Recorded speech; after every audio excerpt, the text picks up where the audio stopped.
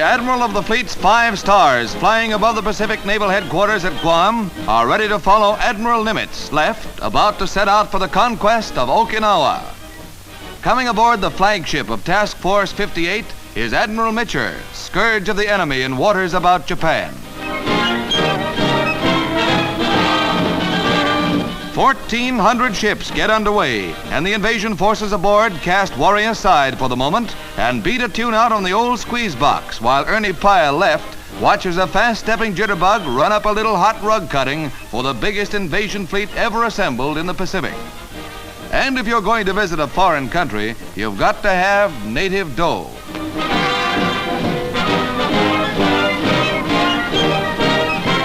Strategic airfields are the objectives as the great fleet's guns open up.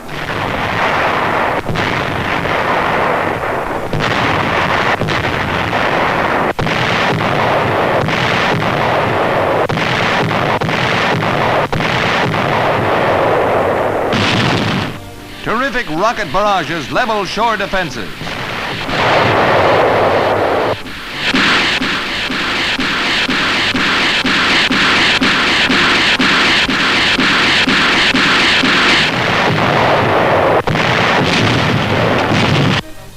Army, Navy, Coast Guard, and Marine cameramen combined to photograph these stirring scenes of the landing nearest to Japan's main islands. Kyushu is only 360-odd miles away. Little resistance was encountered by the first troops ashore, but sporadic sniper fire was met. Pillboxes cleaned out with grenades. While little Jap resistance was met at first, enemy defense grew stronger near Naha, the capital. Forts similar to this met our troops. Thousands of civilians willingly gave up to the Yanks. Miserable and undernourished, they at first wondered at the treatment they would receive from the Yanks, but fear soon vanished. With the latest defeat of the Jap fleet and air force, Okinawa's fate is sealed.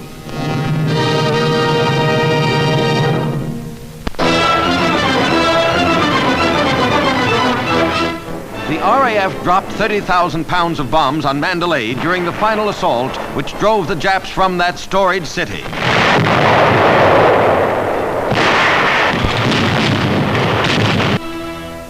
The city of Pagodas was subjected to a 12-day siege, which blasted the Japs from their defenses.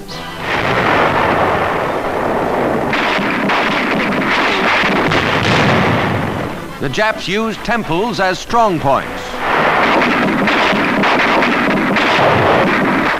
In the taking of Mandalay, British and Indian troops cut the Burma Peninsula in two, isolating Japs to the south.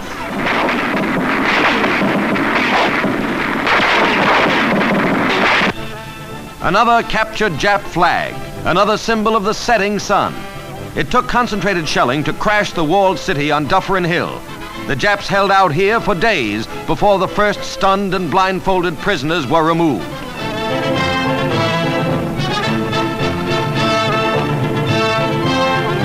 So sorry, please. You bet they are. The Union Jack rises over Mandalay after almost 3 years of Jap occupation. Another step toward the crushing of Japan.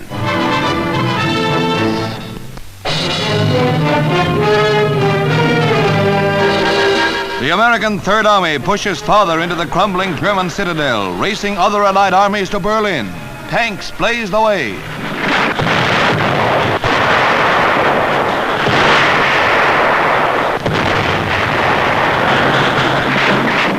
German prisoners, hunched over to avoid fire from their own troops, are rushed to safer areas in the rear. Bag after bag of prisoners have been taken, 1,500 in this group alone. Prisoner of war camps on German soil, but for Germans only.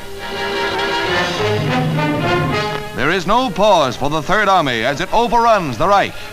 Burning and wrecked Nazi equipment, as well as their dead, litter the road as the armored divisions speed on to engulf a demoralized enemy.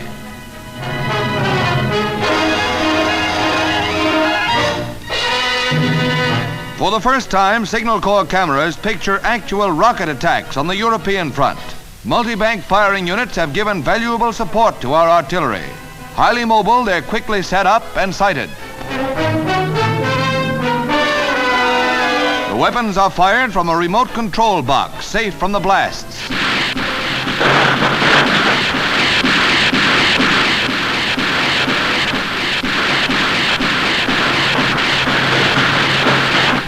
Many of the rocket banks are mounted on trucks and can be deployed so fast the enemy doesn't know what hit it.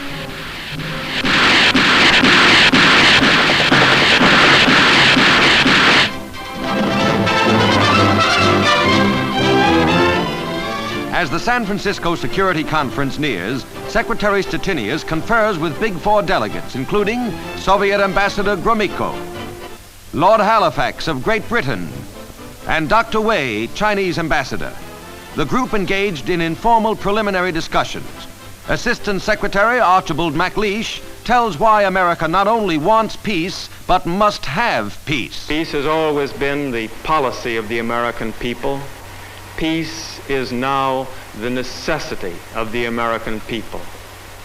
If there is another war, if there is another aggressor, the United States will be the first target of that aggressor's action. We need peace to continue to be ourselves. We need peace to construct the world we Americans have always wanted to construct.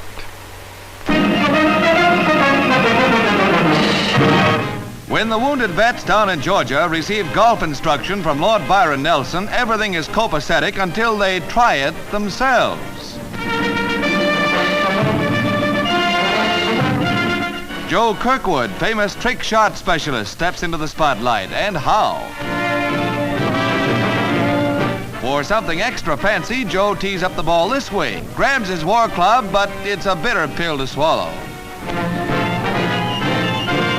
Things are different in the second round as Joe whacks it, and he'll take no lip from Mr. In-Between. But for the Grand Slam, Joe winds up the shenanigans. It may not be golf, but it's very far from it.